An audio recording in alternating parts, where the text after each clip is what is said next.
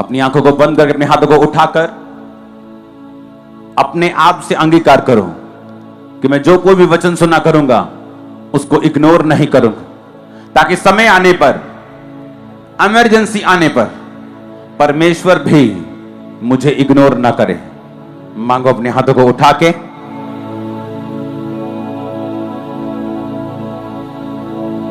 प्रभु यीशु मसीह के सामर्थी नाम में हम मांगते हैं। आपने ये बहुत सी टेस्टिमनीज में देखा होगा कि किस तरह से संगति करने वाले लोगों को परमेश्वर ने आशीष दी है। मैंने हमेशा अपनी लाइफ में यह बात नोटिस की है कि शैतान हमेशा इस बात का पूरा जोर और योजना बनाता है कि किसी ना किसी रीति के साथ आपको संगति से, जीवित संगति से दूर किया जाए। मैंने ऐसे कई लोग देखे हैं जो सेवकाई में थे, लेकिन जब परमेश्वर आपको किसी सेवकाई में भेजता है और आप वो संगति करते हैं, आपको उसे कंप्लीटली फॉलो करना होता है। मैं अपने घर में रह के अपने पड़ोसी के घर का सिस्टम फॉलो नहीं कर सकता। मेरे पड़ोसी के घर में सुबह 7 बजे नाश्ता बन जाता है, लेकिन उसका लंच लेट बनता है। लेकिन मेरे घर में मान लो नाश्ता अगर 9 बजे बन जाता है तो लंच 1 बजे बन जाता है, तो उसका लंच लेट है, मेरा नाश्ता लेट है। कितने मेरी बात को समझ रहे हैं? लेकिन हर एक सिस्टम अलग है, सेवकाई का वचन एक ही है। तो लोग जब उसे फॉलो नहीं कर पाते, आज एक अजीब सा केस मैं सुबह देख रहा था कि जब व्यभिचार के कारण या और रीति के कारण उनको सेवकाई से जब निकाला जाता है और उनकी फैमिलीज उन्हीं का साथ देती हैं, ये कह के कि हमारा बच्चा जो है बहुत सही है। और आज जब मैं उनको देखता हूं, उन भटके हुए लोगों को, और उनको, उनके माता पिता को भी मालूम है कि संगति से निकलने की वजह से उनका बच्चा टोटल शैतान की तरफ जा रहा है, संसार की तरफ जा रहा है, पूरी रीति के साथ संसारिक नहीं हुआ, क्योंकि अभी वो गर्मी से निकला है। धीरे धीरे जब कोयला निकाला जाता है अंगीठी से, तो वो कोयला गर्म ही होता है, लेकिन संगति ना होने की वजह से वो धीरे धीरे ठंडा होता है और एक दिन पूरा ठंडा हो जाता है। लेकिन अब वो फैमिलीज करें क्या? अब चर्च में आने से शर्म आती है, फिर क्योंकि 100 बातें बोल के गए थे, अब अंदर से मालूम हो चुका है कि नहीं वही जगह सही है, लेकिन हम आने में बेइज्जती महसूस होती है क्योंकि मैं अंदर, और उस मैं की वजह से वो अपने बच्चों को खत्म कर लेंगे फ्यूचर में, क्योंकि उनके बच्चे टोटल नरक की ओर जा रहे हैं। संगति इतनी इंपॉर्टेंट है जितनी आप समझ भी नहीं सकते। अगर मैं यहां हूं तो संगति की वजह से हूं। परमेश्वर ने 2004 और 5 में यह मेक श्योर किया कि मैं रोज संगति करूं क्रिश्चियन लोगों के साथ। अगर मैं रोज संगति ना करता और परमेश्वर को इतनी गहराई से ना समझता, मैं कभी भी सेवा में नहीं आ पाता। आपके पास 2 मौके होते हैं, आप थर्सडे संडे आप संगति कर सकते हैं। वचन कहता है कि प्रेरितों के काम में कि वो तो रोज संगति करते थे, रोज इकट्ठा होते थे। आप इंटरनेट के जरिए से, प्रेयर माउंटेन के जरिए से थर्सडे संडे आप इकट्ठा हो सकते हैं। अपने पड़ोसी को बोलो, जैसी संगति वैसी रंगती। ये कहावत मशहूर है और सही भी है। हालेलुया। इसलिए कुछ भी हो, आपको यह बात मालूम होनी चाहिए कि शैतान जब भी किसी व्यक्ति को पीछे लेके जाता है, वो कभी भी एकदम से उसको डाउन नहीं लेके जाता। वो धीरे धीरे स्टेप्स लेता है। उसे पता है कि इसकी आशीष की वजह ये संगति है। संगति में तो है तो गर्म है। लोग परफेक्ट संगति ढूंढते हैं कि हमें परफेक्ट चर्च चाहिए, परफेक्ट चर्च चाहिए जहां परफेक्ट, सब कुछ परफेक्ट हो। जिस दिन आप चर्च में आए थे उस दिन परफेक्शन खत्म हो गई थी। आपका मेंटर चाहे परफेक्ट ना हो, पर उसका जो मसा है वो परफेक्ट है। मैं आपको सच कह रहा हूं, जो अनॉइंटिंग है वो सब कुछ कर सकती है। हालेलुया। अब आपको यह समझ होनी चाहिए कि शैतान हर वो चीज, हर वो यंत्र, हर वो योजना बनाएगा कि सबसे पहले आपको जीवित संगति से दूर किया जाए, क्योंकि उसके बाद आपके माइंड को, आपकी लाइफ को एक्सपोज करना, उसमें एंटर करना, उसमें दखल देना उसके लिए आसान है, क्योंकि संगति में वो काम नहीं कर पाता। आपकी कमियों की वजह से कई बार आप संगति में कमी होने पर भी आप बच जाते हैं, लेकिन वही कमी अगर संगति से बाहर हो, आपका कोई बचाव नहीं होता। हालेलुया। आप देशों की हिस्ट्री पढ़े, जिन देशों ने परमेश्वर की संगति की है, हर एक गली गली में चर्च बनाया था, लोग संगति करते थे। धीरे धीरे क्या हुआ, स्पिरिचुअलिटी से ह्यूमैनिटी में आ गए, ह्यूमैनिटी। फिर क्या हुआ, जो क्रिश्चियन लोग थे उनका आत्मिक पतन होता गया, आत्मिक रूप से परमेश्वर से वो दूर होते गए, और परमेश्वर उन देशों को भी कम करता गया ब्लेसिंग में। आज उन देशों के ऊपर दूसरी कौमों का, अगर आप उनके चुनावों को देखेंगे, दूसरी कौमों को कब्जा है, दूसरे लोग जीत रहे हैं वहां पे क्रिश्चियन कंट्रीज के अंदर। रीजन, सबसे पहले शैतान ने संगति खत्म की। जब संगति खत्म हुई, लोग ह्यूमैनिटी की तरफ भागे, स्पिरिचुअलिटी छोड़ के। ऑस्ट्रेलिया में हम एक पार्क में थे, तो वहां पे जो हमारे हिंदू भाई हैं, तो वो ढोलकी बजा के अपना गाना गा रहे थे, प्रचार कर रहे थे। कोई उन्हें रोक नहीं रहा वहां, क्योंकि हर एक को अपना धर्म फॉलो करने की आजादी है। कितने मेरी बातों को समझ रहे हैं? तो मैं उनको देख रहा था कि किस तरह से वो जा रहे हैं, और कोई उनको कुछ नहीं कह रहा। जो स्पिरिचुअल लोग थे, जो क्रिश्चियन लोग थे, शैतान ने संगति से दूर करके उनके दिमाग में यह डाल दिया कि spirituality is not very big thing, humanity is very big thing. अगर वहां पे आप किसी गोरे को बोलोगे जाके किसी गोरे के घर में सुसमाचार दे, कल नहीं मैं उसे डिस्टर्ब नहीं कर सकता, वो डिस्टर्ब हो जाएगा। तुम उसे डिस्टर्ब करने के चक्कर में, ना करने के चक्कर में, ह्यूमैनिटी के चक्कर में स्पिरिचुअलिटी को इतना लो कर लिया कि आज दूसरे लोग तुम पे कब्जा कर रहे हैं। अब संगति जब हटती है, इफेक्ट बहुत बड़ा होता है उसका, और संगति जब शुरू होती है, उसका असर भी बहुत बड़ा होता है। लाइफ में कुछ भी करो, निराश हो, दुखी हो, काम हुआ नहीं हुआ, संगति कभी मत छोड़ो। मैं आपको बता रहा हूं, थर्सडे टेस्टिमनी दी एक सिस्टर ने कि मैं आके थक गई, मुझे पक्का यकीन था 15-14 साल हो गया, बेबी नहीं होगा। आपने कहा पेट पे हाथ रखो, मेरे हस्बैंड ने कहा ओए पेट पे हाथ रख ला, कहनी मैं रखना, तू रख ला। उसने पेट पे हाथ रखा, उसके स्पर्म नील थे। तो पहले वो औरत बहुत अंदर कर्स करती थी कि हस्बैंड मेरा ये है वो है। जब दोबारा टेस्ट हुए तो उसके अंदर भी रिसॉली निकली, हस्बैंड की भी प्रॉब्लम निकली। कहती मैं चर्च आके थक गई, लेकिन परमेश्वर मेरी सुन नहीं रहा था। तो एक दिन आपने कहा कि हाथ रखो, मैंने हाथ भी नहीं रखा, लेकिन थी वो संगति में। अगर यही अविश्वास वो बिना संगति के घर में रह के दिखाती, उसके जीवन में कभी काम नहीं होता। शक तब पाप बनता है जब आप संगति छोड़ देते हैं। हर एक दिमाग में शक होता है कि मेरा ये काम प्रभु कर सकता है कि नहीं।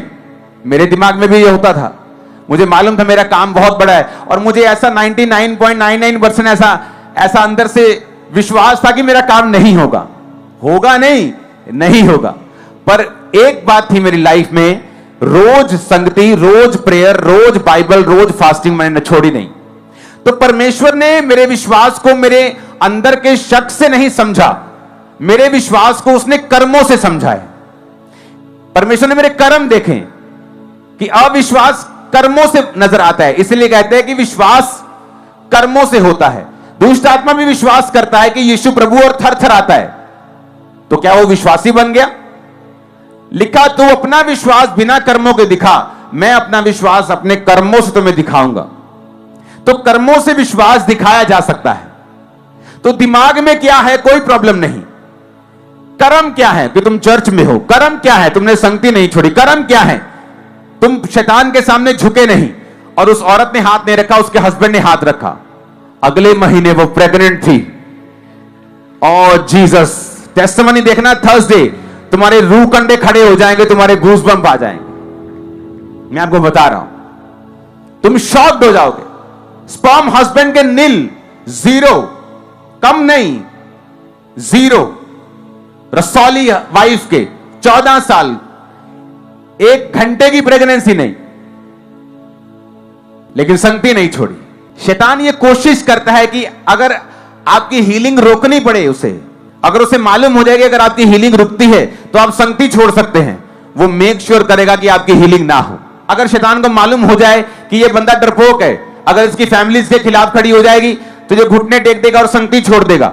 वो मेक श्योर करेगा आपकी फैमिली आपके खिलाफ खड़ी हो और आपकी संगति रुक जाए। हालेलुया। इसलिए कहते हैं संगति अगर आप करते रहेंगे आपकी लाइफ कभी भी सेम नहीं रहेगी। दिमाग में क्या चल रहा है कोई मायने नहीं रखता। संगति करते रहो, प्रार्थना करते रहो, लाइफ सेम नहीं होगी और खुदावंद काम करेगा, अपने समय से करेगा, 100% करेगा। आमीन। टेंटों के ऊपर जाना चाहिए। मैंने देखा है बहुत सारे लोग जब संगति से निकलते हैं बुड़बुड़ कर जाते हैं और बाद में जब परमेश्वर डंडा उठाता है और घर में गड़बड़ी शुरू होती है और शैतान काम करने लगता है, अब उसी संगति में आने में वो शर्माते हैं। उनको लगता है बेइज्जती हो गई कि 4 लोगों के सामने मैं कुछ और बोल के गया था, लेकिन मुझे मालूम नहीं था परमेश्वर चाहता है मैं वहीं जाऊं, पर किस मुंह से जाऊं। बाइबल कहती है सारपत की विधवा से जहां एलिया गया, और वचन कहता है कि उस विधवा के पास जब वो पहुंचा तो उसने कहा 10 आयत में, वे वहां से चल दिया और सारपत को गया और नगर के फाटक के पास पहुंचकर क्या देखा कि एक विधवा लकड़ी बीन रही है और उसको बुलाकर कहा किसी पात्र में मेरे पीने को थोड़ा पानी ले आ। वो लेने जा रही थी, उसने कहा अपने हाथ में 1 टुकड़ा रोटी भी लेके आती रहना। उसने कहा तेरे प्रभु की शपथ मेरे पास एक भी रोटी नहीं, केवल घड़े में मुट्ठी भर मैदा और कुप्पी में थोड़ा सा तेल है, और मैं लकड़ी बीन कर लिए जाती हूं कि अपने और बेटे के लिए मैं उसे पकाऊं और उस रोटी को हम खाएं और उसके बाद फिर हम मर जाएं। एक नबी जिसने राजा के सामने कहा मेरे कहे बिना ना बारिश आएगी ना ओस पड़ेगी, क्योंकि बाइबल कहती है वो प्रभु के सामने उपस्थित रहता था। संगति, फिर से बोलो संगति। क्या एलिया का बैकग्राउंड था? तिशबी एलिया। कोई मां नहीं बताया, बाप नहीं बताया, कहां से आया, क्या काम करता था, क्या बिजनेस करता था, कुछ नहीं बताया, लेकिन सिर्फ यह लिखा कि प्रभु के सामने कहता मैं उपस्थित रहता हूं। अगर आप संगति करें और प्रभु के सामने उपस्थित रहें, प्रेयर करें, संगति करें, तो वचन यह कहता है आपके बैकग्राउंड कोई भी हो, आप किसी जाति से हो, छोटे से हो, बड़े कुल से हो, काले हो, नाटे हो, छोटे हो, कोई फर्क नहीं पड़ता। आप राजाओं के सामने जाओगे, बड़े लोगों के सामने खड़े किए जाओगे, बड़े बड़े काम करोगे। आमीन। मेरे को ऊंचे वाला चाहिए। लेकिन संगति, फिर से ऊंची आवाज में बोलो। इसका सीक्रेट था संगति। बैकग्राउंड मायने नहीं करती, गरीबी मायने नहीं करती, पीछे क्या हुआ मायने नहीं करता। कहता अब जिसके सामने, प्रभु के सामने मैं उपस्थित रहता हूं, अब उसकी शपथ मेरे कहे बिना, पूरी जिम्मेवारी अपने पे ली। दलेरी थी उसकी लाइफ में, डर नहीं था, कारण था संगति। हालेलुया। अब यहां पे एलिया कहता है कि मेरे लिए रोटी ले आ, और वो क्या कहती है? वो कहती है कि मेरे पास रोटी नहीं है। एलिया कहता मत डर, इस बात के अनुसार जाके कर, मेरे लिए रोटी बना के लेके आ और उसके बाद अपने बेटे के लिए बनाना, क्योंकि इस्राएल का परमेश्वर यहोवा यूं कहता है कि जब तक यहोवा भूमि पर मेघ ना बरसाएगा, ना घड़े का मैदा समाप्त होगा, ना कुप्पी का तेल। अगर आप प्रभु की महिमा देखना चाहते हो तो आपको अपनी मैं को साइड पे रखना होगा। यहां पे एलिया बोल सकता है प्रभु से कि प्रभु मैं इतना बड़ा नबी हूं, मेरे द्वारा तूने आकाश बंद करके रखा है, पूरा देश सफर कर रहा है, बारिश नहीं आ रही, मैं इतना बड़ा नबी हूं कि मुझे कौवों ने अभी खाना खिलाया, लेकिन मैं एक औरत से कैसे रोटी मांग सकता हूं? औरत क्या बोलेगी? लेकिन परमेश्वर के लोगों, अगर तुम चाहते हो कि खुदावन तुम्हारी जिंदगी में काम करे और तुम्हारे द्वारा दूसरों की लाइफ में काम करे, तुम्हें अपनी मैं को त्यागना होगा, अपने अहम को त्यागना होगा। अगर तुम्हें लगता है कि तुम्हें बेइज्जती करवा के भी एक अच्छी संगति मिल जाए, तो तुम्हें 10 बार करवा लेनी चाहिए और संगति नहीं छोड़नी चाहिए। मैं सच कह रहा हूं, क्योंकि नरक जाने से और अपने बच्चों को नरक जाते हुए देखने से अच्छा ही है। और शैतान एकदम से कुछ नहीं करता, वो धीरे धीरे करता है। आपको पता है कि वो धीरे धीरे की शुरुआत हो गई आपके फैमिली में, और आप उसे रोक सकते हैं। फिर से ऊंची आवाज में बोलो, संगति से। आमीन। यहां एलिया ने अपने अहम की परवाह नहीं की, उसने उसको बोला, वो औरत गई रोटी बना के लेके आई, और वचन कहता है वो आटा और तेल कभी खत्म नहीं हुआ। औरत ने भी खाया, बेटे ने भी खाया, और परमेश्वर ने उसी आटे और उसी तेल से एलिया के पेट को भी भरा। किसके दौरान? अकाल के दौरान। उसके आगे क्या होता है? अगर आप उसके आगे पढ़े तो 18 बाप में लिखा है, फिर उसके बाद यहोवा का वचन एलिया के पास पहुंचा कि अपने आप को अहाब को दिखा और बोल कि मैं भूमि पर मेंह बरसा दूंगा। अहाब ने अबोधा को, जो उसके घराने का दीवान था, बुलाया और कहा, अबोधा जो उसके घर का दीवान था, बड़ा एक इंपॉर्टेंट इंसान था अहाब के घर में। अहाब राजा था और दुष्ट था, परमेश्वर से दूर था। और उसने अबोधा को बुलाया और कहा, जा अपने मालिक को बोल कि मैं तुझसे मिलना चाहता हूं, उसे भेज, क्योंकि परमेश्वर ने कहा कि मैं बारिश बरसा दूंगा। अबोधा ने कहा कि जब मैं यहां से चला जाऊंगा अपने मालिक को बुलाने, क्योंकि उसने तुझे हर जगह ढूंढा है, तुझे मरवाने के लिए, तुझे पकड़ने के लिए, कि तेरी प्रोफेसी से आकाश बंद हो गया। लेकिन जब मैं यहां से जाऊंगा, यहोवा का आत्मा तुझे पता नहीं कहां ले जाएगा। तो जब मैं तुझे ढूंढने के लिए अपने मालिक के साथ वापस आऊंगा, तो नहीं होगा तो मैं मारा जाऊंगा। फिर उसने बता क्या कहा? कहता, मैं वही अबोधा हूं जब इजाबेल राजा की पत्नी नबियों को मारने के लिए, यहोवा के नबियों को मारने के लिए उनका घात करती थी, तो मैं उनको 50-50 करके गुफाओं में छुपा के रखता था और अन्न जल देकर उनका पालन पोषण करता था। मैं आपको ये बात बताना चाहता हूं, ये प्रोफेटिक मैसेज, कि कोई भी जितना मर्जी आप पे परसिक्यूट आपको कर ले, सता ले, वो सरकारें कैसी भी हो, लेकिन एक बात याद रखना, बहुत से अबोधा अभी भी हमारे साथ हैं और आपके साथ हैं, और परमेश्वर हमेशा अबोधाओं को रखता है। मैं आपको बता रहा हूं, अगर उसने आपको अपने पास बुलाया है, आपका परिवार आपका विरोधी है, तो चिंता मत करें, कोई डिवाइन हेल्पर भी आपको मिल जाएगा। अगर आप चलते रहेंगे, यहोवा से मुख नहीं मोड़ेंगे, बाइबल कहती है वो नबी प्रभु से मुख नहीं मोड़ा, मरते तो मर जाए, लेकिन वचन कहता है अबोधा ने उन्हें 50-50 करके गुफाओं में रखा, छुपा के रखा, अन्न जल देकर उनकी पालना और पोषण करता रहा। जब तक कि इजाबेल और अहाब मर नहीं गए, तब तक वो उनकी पालन पोषण करता रहा। परमेश्वर ये बताता है, तुम्हारी परिस्थितियां कितनी भी खराब क्यों ना हो, परसिक्यूशन कितनी भी बड़ी क्यों ना हो, लेकिन वो एलिया का परमेश्वर, वो आपका और मेरा परमेश्वर अब भी अबोधाओं को रखता है, जगह जगह जगह जगह जगह जगह, इन जीसस ने। हालेलुया। मेरे पास्टर्स भाइयों को हियाव नहीं खोना है, यूपी में, बिहार में हियाव नहीं खोना है। परमेश्वर अबोधाओं को तुम्हारे साथ रखेगा और वो भेजेगा हेल्पर्स को, इन जीसस ने। आमीन। मेरे को ऊंचे वाला चाहिए चर्च। हालेलुया। ऊंची आवाज में हालेलुया बोलो। हमें एलिया से बहुत कुछ सीखने को मिलता है। पहली बात, उसकी लाइफ में संगति, परमेश्वर के साथ संगति, उसके सामने उपस्थित रहना। और वचन कहता है ऐसे अबोधा, ऐसे सरकारी लोग जिनको परमेश्वर ने संभाल के रखा हुआ था कि वो उसके लोगों की मदद करें, वो आपकी लाइफ में ऐसे लोगों को भेजेगा। आमीन। छोटा है ये बात प्रूफ करती है कि परमेश्वर डिवाइन हेल्पर्स भेजता है, वो इंतजाम करता है, वो आपको अकेला नहीं छोड़ता, वो आपको दुखों में नहीं छोड़ता, वो आपके इंतजामों को करता है और वो करेगा आपके परिवारों के इंतजाम। आपकी शादियां स्वर्गदूतों की सप्लाई से होंगी इन जीसस ने। आमीन मेरे को ऊंचे वाला चाहिए चर्च।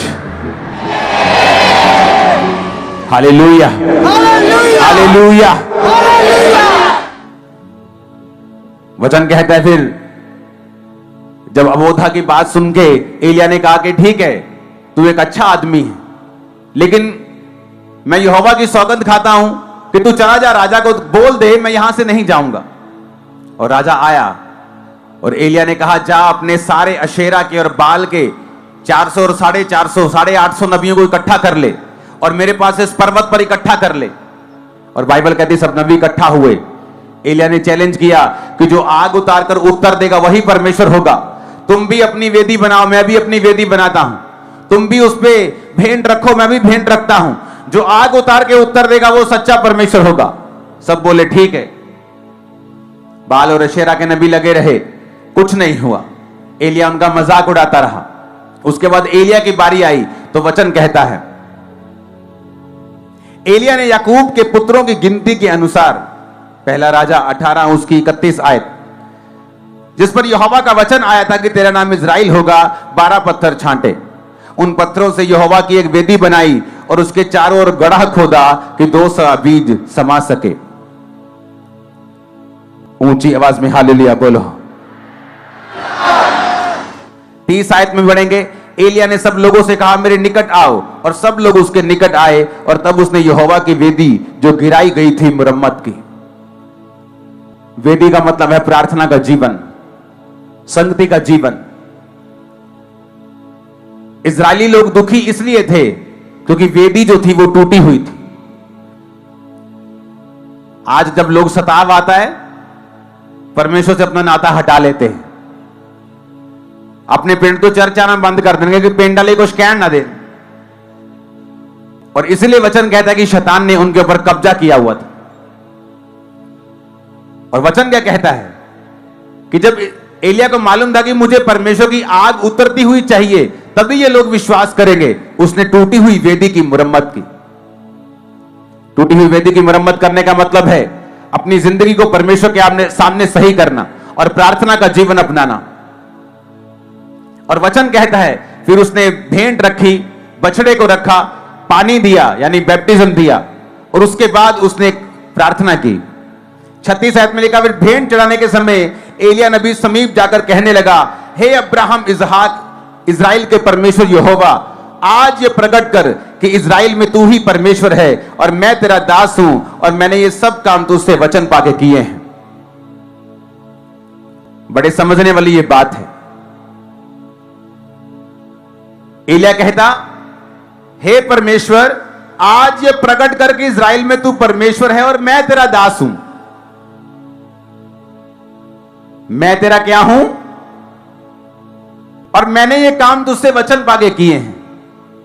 और वचन कहता है आग नहीं उतरी जब तक उसने ये प्रेयर की, क्योंकि इस प्रेयर में 2 बार उसने अपना नाम लिया और 1 बार उसने परमेश्वर का नाम लिया। यूएसए का वीजा चाहते हो, मेरी चर्च में आ जाओ, लग जाएगा। यह साबित करता है कि तुम्हारी चर्च में आग नहीं है, वो फेक आग है जो तुम दिखा रहे हो। जब इसने कहा कि प्रभु प्रकट कर कि मैं तेरा दास हूं, मैंने ये काम तेरा नाम लेके किए हैं, आग नहीं उतरी। एलिया को अपनी गलती समझ आई कि मेरी प्रेयर में, मेरे वचन में मैं ज्यादा हूं और प्रभु कम है। उसने अगली लाइन बोली, हे यहोवा मेरी सुन। उसे मालूम था अंदर से कि कोई गड़बड़ है। फिर दूसरी आयत में कहता है, मेरी सुन कि लोग जान ले यहोवा तू ही परमेश्वर है और तू ही उनका मन लौटा ले आता है। और वचन कहता है तब यहोवा की आग आकाश से प्रकट हुई। हालेलुया। एलिया को भी गलती समझ आई कि मैं कुछ नहीं हूं, मैं जस्ट एक इंस्ट्रूमेंट हूं। अब माइक बोले मैं सब कुछ मैं ही हूं, मैं नहीं हूंगा तो लोग वचन नहीं सुनेंगे। माइक कुछ नहीं है, मैं बोल रहा हूं। कहते मेरी बात को समझ रहे हैं? उसी तरह से हम परमेश्वर के हाथों में एक माइक है। सिर्फ माइक नहीं कह सकता कि मेरी वजह से लोग सुन रहे हैं। माइक सिर्फ एक इंस्ट्रूमेंट है जिसने अपने आप को यूज करने के लिए अपनी मर्जी से अपने मालिक के हाथ में दिया हुआ है। हालेलुया। और जब आग नहीं उतरी पहली प्रार्थना के बाद, कि बरकत चाहिए, मेरी चर्च में आ जाओ। एलिया कहता, प्रभु जान ले लोग मैं ही तेरा दास हूं, जान ले मैंने ये काम तेरा वचन वागे किए हैं। कोई आग नहीं उतरी। जब एलिया देख रहा था कि कोई आग नहीं उतरी, उसने फिर बोला था कि हे यहोवा मेरी सुन, तू बता इनको कि तू ही परमेश्वर है और तू ही इनका मन लौटा ले आता है, कि तू ही तू, सब कुछ तू ही तू है। लिखा आग उतरी। आज आग उतरेगी आपकी लाइफ के अंदर। किन लोगों की लाइफ में आग है? जिन लोगों ने संगतियों को नहीं छोड़ा है, जिन लोगों ने परमेश्वर के वचन को नहीं छोड़ा है, जिन्होंने अपनी मैं को नहीं देखा है। मैं जानता हूं अपने स्पिरिचुअल फादर के पास जब मैं जाता था तो 10 दिन में से 7 दिन तो मेरी क्लास लगती थी, क्योंकि यहां से मैं जाता था कि बड़ा पास्टर, सब लोग पीछे आगे, लेकिन वहां माहौल चेंज होता था। हालेलुया। तो परमेश्वर ने मुझे सिखाया हम्बल रह के किस तरह से बरकतों को लेना है। कोई एक तो हो जो तुम्हारी बेइज्जती कर सके, कोई एक तो हो जो तुम्हें सिखा सके, कोई एक ऐसा तो हो जो तुम्हें मार सके, डांट सके, तुम्हें सीधा कर सके। कितने मेरी बातों को समझ रहे हैं? जिसने बाप की डांट को नहीं खाया है, लोगों ने उन्हें लताड़ा है। जिसने बाप की डांट खाई है, वो लोगों में हीरो बना है। मैं सच कह रहा हूं। हालेलुया। बाइबल कहती है धर्मी मुझे मारे तो मेरे सिर का तेल ठहरेगा। मुझ पे कृपा गिनी जाएगी अगर धर्मी मुझे मारे।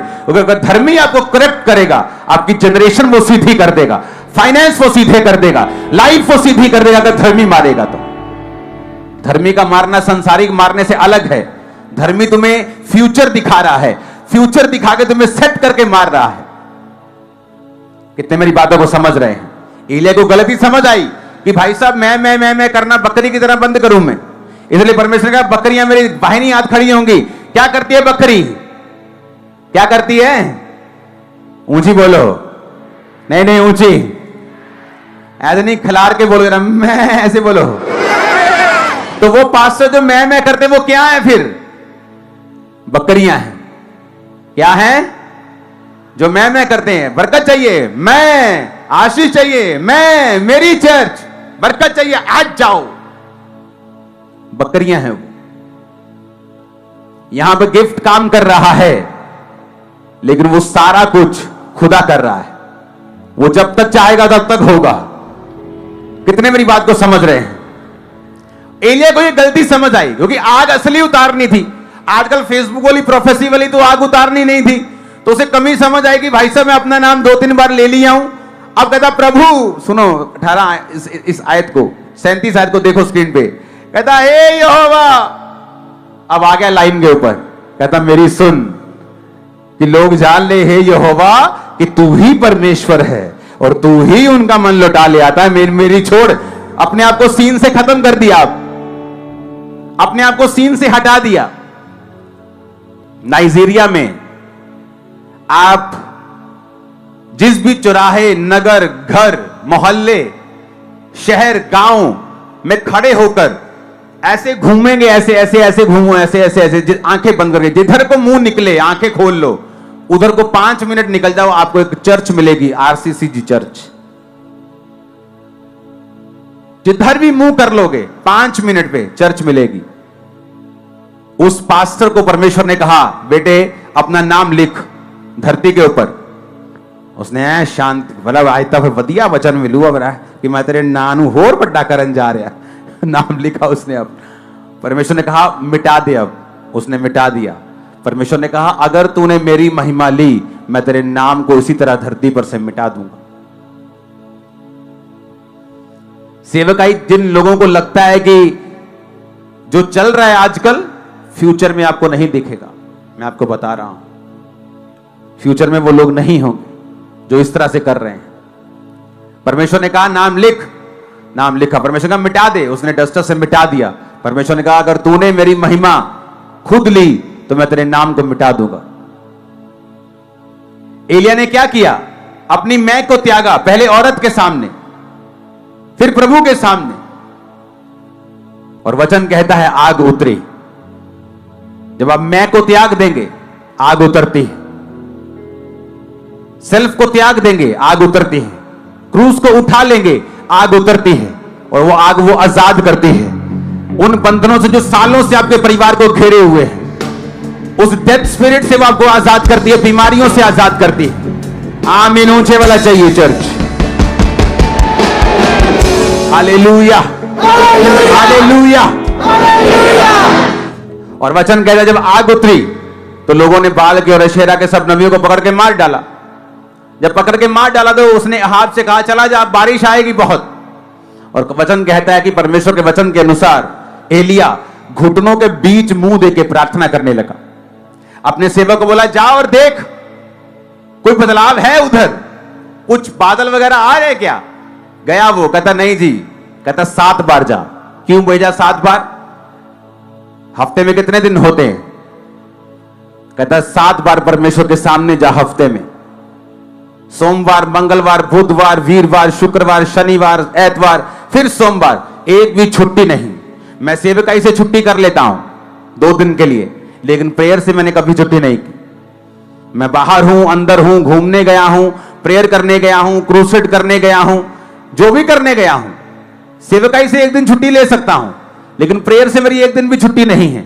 इसलिए एलिया ने कहा 7 बार जा, और लिखा जब वो गया तो उसे मुट्ठी भर बादल दिखाई दिया। जब आप प्रेयर नहीं छोड़ते हैं, एक चेंज आपकी लाइफ में आता है।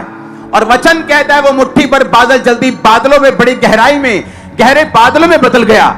जब आप प्रार्थना नहीं छोड़ेंगे, एक नई बारिश आपका इंतजार कर रही है इसी साल इन जीसस ने। नहीं, मेरे को 7 बार आमीन चाहिए।